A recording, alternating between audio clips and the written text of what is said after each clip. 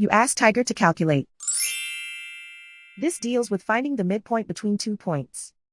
The midpoint between the 2 points is negative 21,40. Let's solve it step by step.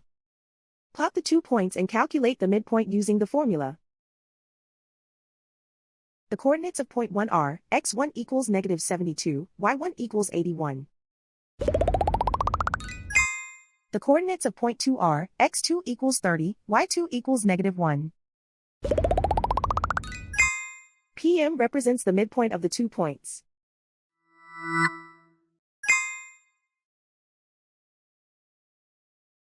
Use the x values in the midpoint formula to find the midpoints x. x1 equals negative 72. x2 equals 30.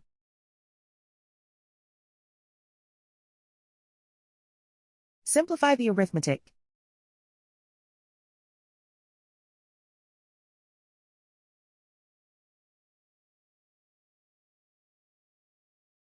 Use the y values in the midpoint formula to find the midpoints y. y1 equals 81.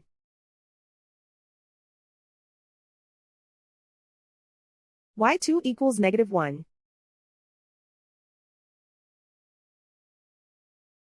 Simplify the arithmetic.